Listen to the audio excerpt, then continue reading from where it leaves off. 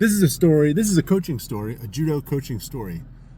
It's pretty entertaining, I think, and it reveals a lot about what can happen with a coach, between a coach, a referee, and a player at a tournament.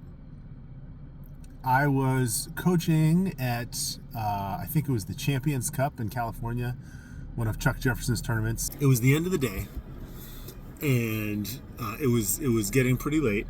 And I have a player on the mat, and she is a girl, and she's youngish. She's preteen, right? So somewhere between 9 and 12, I believe, at that time. She's pretty undersized for her age, but because it was a big tournament, she actually had a good bracket and plenty of matches. But again, you know, she's small, and she's young, and but she's quite good. So I was glad she got a chance to show her judo.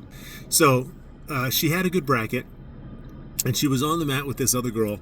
And again, remember, it's the end of the day. Everybody's tired. Referees are tired. Coaches are tired. Players are tired.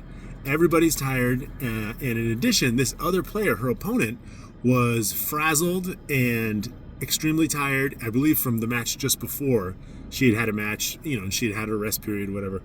But she had a match, and so she was drained, emotionally frazzled, and red in the face, short of breath, and crying as well. She would have bouts of crying on the mat.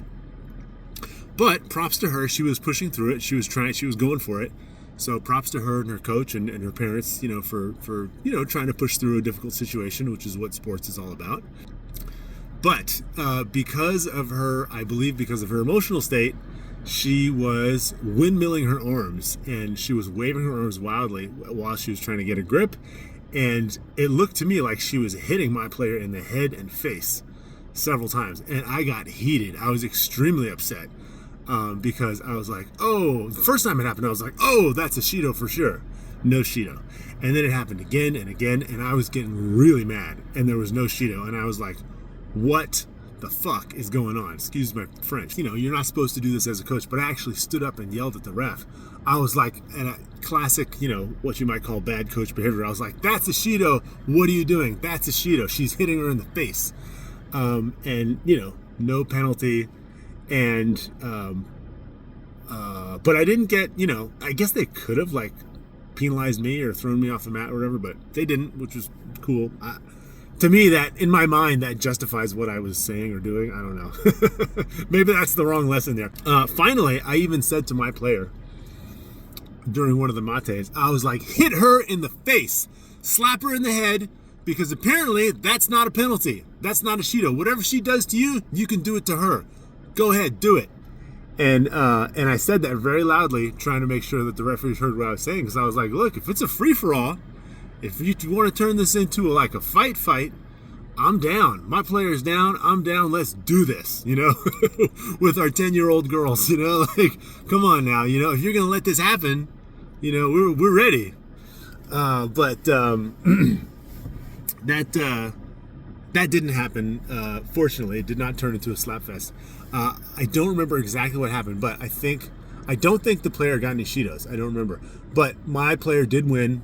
And was able to get off the mat with her win, and so I was like, well, you know what, she won, it's fine, whatever.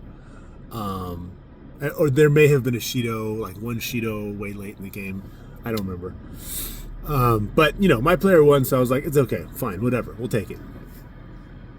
And yeah, but you know, that's your role as a coach, is to advocate for your player and to make sure that nothing bad happens to your player.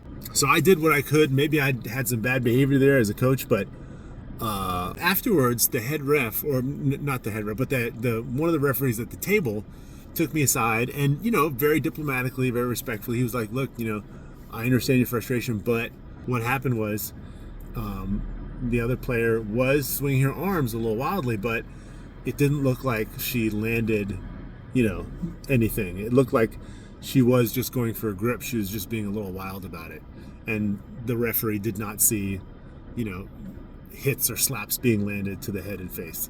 And I was like, what were you watching then? Like, how could you not see that? But again, who knows? It was late in the day, and maybe my bias as a coach, you know, colored what I saw. But you know, but anyway, so that's a funny situation. And I thought that the referees, despite not making the call I thought they should have made.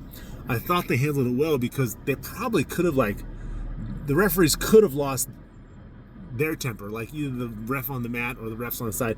They could have lost their temper on me and been, like, you're out of here, throw me out of the tournament, and it would have been a big thing.